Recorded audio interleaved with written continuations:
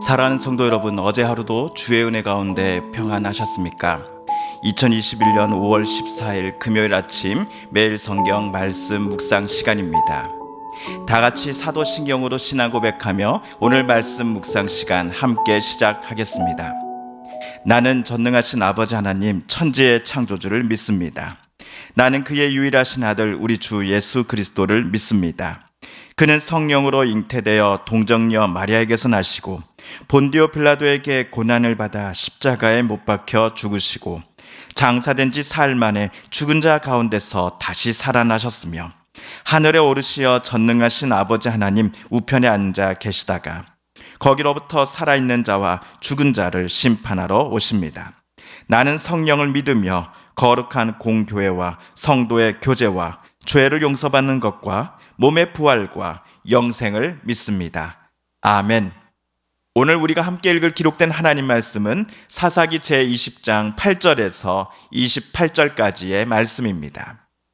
사사기 제20장 8절에서 28절까지의 말씀입니다. 구약 397쪽경에 있습니다.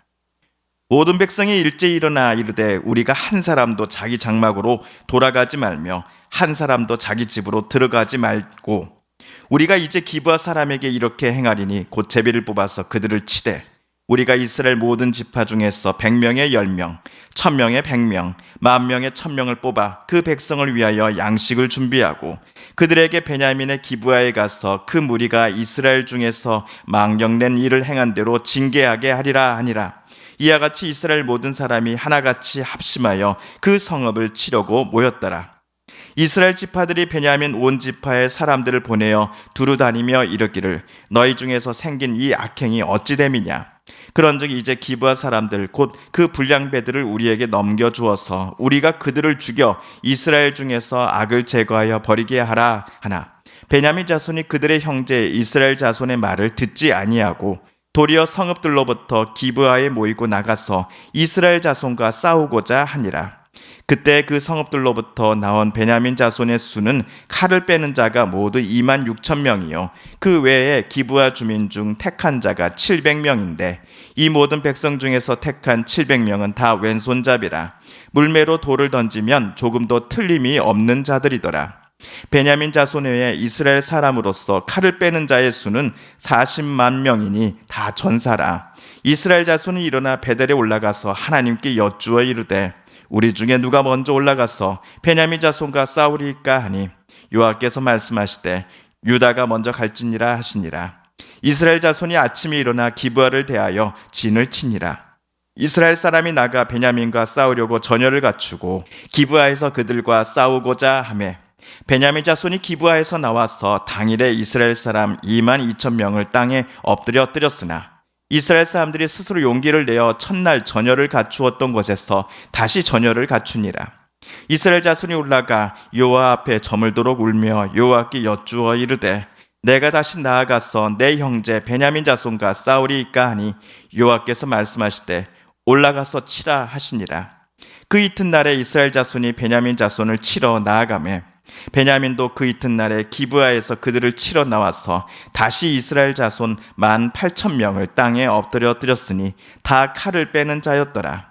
이에 온 이스라엘 자손 모든 백성이 올라가 베델에 이르러 울며 거기서 여호와 앞에 앉아서 그날이 저물도록 금식하고 번제와 화목제를 여호와 앞에 드리고 이스라엘 자손이 여호와께 물으니라. 그때에는 하나님의 언약궤가 거기 있고 아론의 손자인 엘르아살의 아들 비느하스가 그 앞에 모시고 섰더라.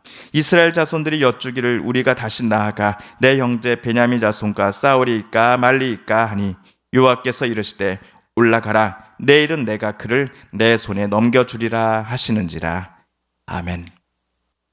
에브라임 산지에 사는 레윈 남자의 첩은 베냐민 땅 기브온에 사는 불량배들에게 잔인하게 능욕을 당했고 결국 그녀는 다음날 아침 생을 마감하고 말았습니다. 레윈 남자도 자기 첩의 죽음에 책임이 분명 있음에도 그는 철저히 자신의 과오를 남들 앞에 숨겼습니다. 그는 책임을 회피하고자 하였습니다. 죽은 여인을 바로 장사하지 않고 레위인 남자는 그녀의 주검을 각각 나누어 이스라엘 모든 지파 책임자들에게 보내었습니다. 이스라엘 모든 사람들이 비난의 화살을 남편인 자기가 아닌 기브온 불량배들 그리고 그들이 속한 베냐민 지파에게로 돌리도록 그는 여론을 만들어 가고 있었습니다. 결국 이 사건에 큰 충격을 받은 이스라엘 모든 사람들은 미스바에 모여 이스라엘 민족 전체 회의를 열었습니다. 미스바는 베냐민 땅이요, 이번 사건이 있었던 기브온에서 얼마 떨어져 있지 않은 성읍이었습니다. 이번 회의에서 발언권을 얻은 레위인 남자는 음행과 망령된 일을 행한 기브온 사람들에게 합당한 벌을 가해줄 것을 민족회의 대표자들에게 호소하였습니다. 레위인의 말을 듣고서 대표자들이 꺼낸 첫 마디가 8절 그리고 9절에 기록되어 있습니다. 모든 백성이 일제히 일어나 이르되 우리가 한 사람도 자기 장막으로 돌아가지 말며 한 사람도 자기 집으로 들어가지 말고 우리가 이제 기브온 사람에게 이렇게 행하리니 곧 제비를 뽑아서 그들을 치되. 민족 전체 회의는 결국 레위인 남자의 손을 들어줬습니다. 베냐민의 기브아에 가서 망령된 일을 행한 이들을 징계하기로 그들은 결의하였습니다. 다만 베냐민 지파를 제외한 나머지 지파들의 모든 군사들이 기브온을 징계하러 나선 것은 아니었습니다. 각 지파 군사 중 10분의 1씩만 제비 뽑아서 이들이 기브온을 징계하러 가자고 회의는 결의하였기 때문입니다. 다 갈 필요 있겠어 하는 마음이었겠지요. 기브온의 불량배들을 징계하기 앞서서 회의에 참석한 민족 대표자들은 베냐민 지파의 책임자들을 먼저 만났습니다. 민족 대표자들은 이번 사건의 심각성을 베냐민 지파 책임자들에게 설명하고자 하였습니다.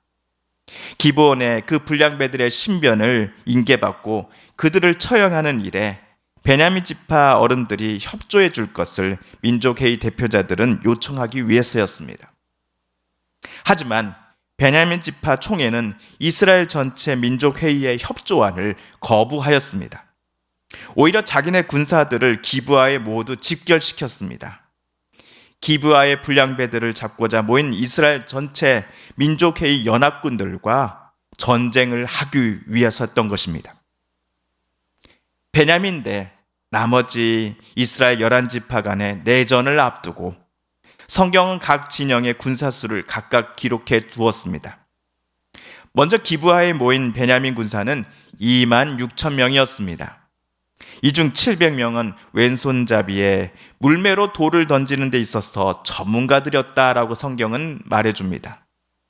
요즘 말로 총으로 맞추면 백발백중인 스나이퍼들을 700명이나 베냐민 지파는 가지고 있었던 것입니다.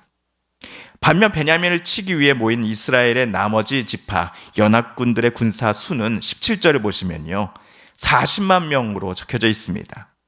이들도 모두 전사였습니다. 2만 6천 명 대 40만 명의 싸움. 베냐민 지파 군사 수의 15배나 많은 군인들이 연합군을 이루어서는 베냐민 지파를 공격하기 위해 기브온에 집결한 겁니다.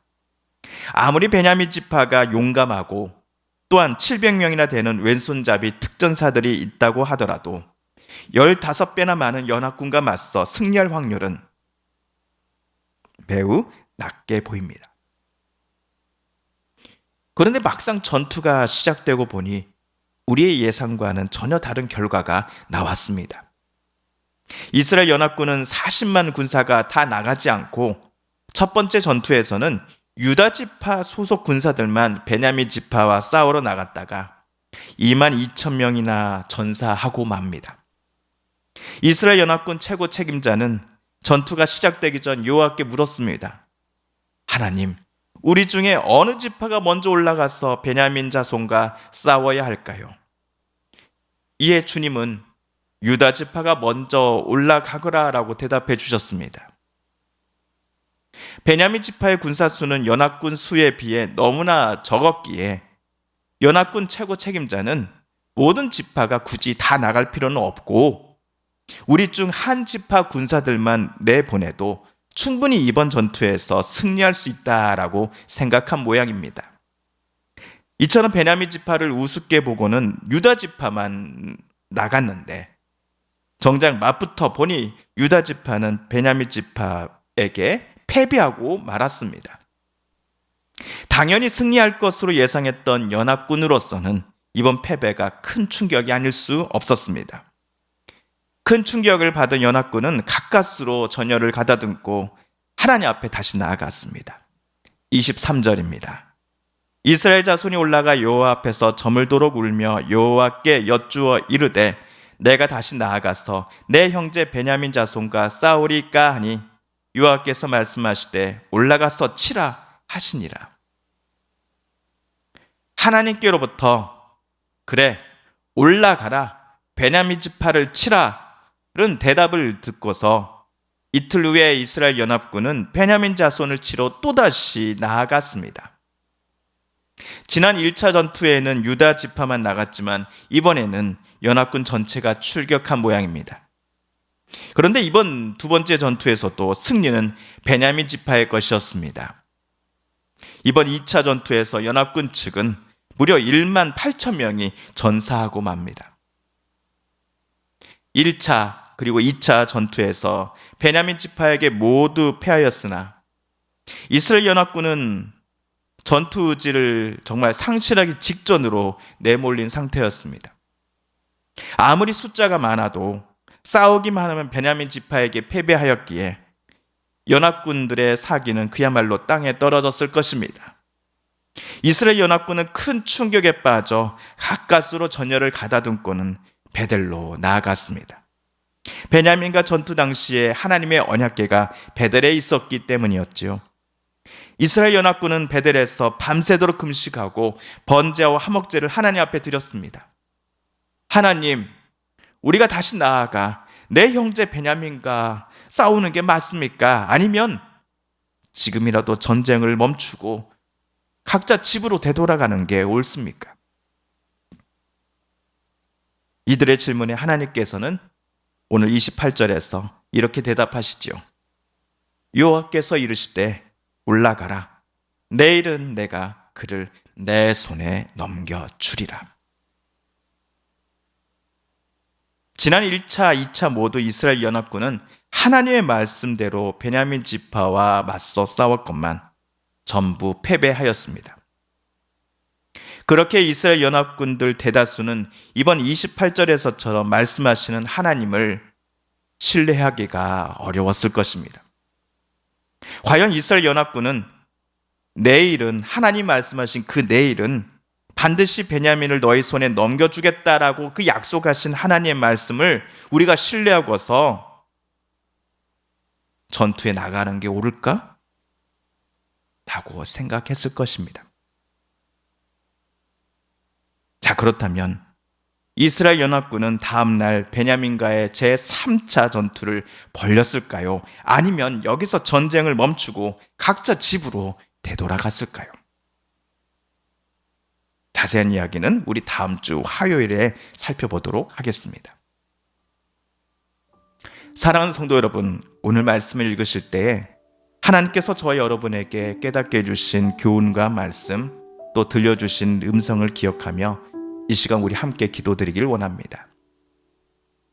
사랑하는 성도님들과 또 가족들 중에 하나님의 고쳐주심과 회복시켜주심, 또 일으켜 세워주심을 놓고 간절함으로 기도한 이들이 계십니다. 이 아침 우리도 그분들의 이름을 부르며 함께 기도드리십시다. 마지막으로 우리가 가지고 나온 간절한 기도 제목, 하나님께 아뢰며 하나님의 은혜의 보좌 앞으로 더 가까이 나아가겠습니다. 함께 기도합니다.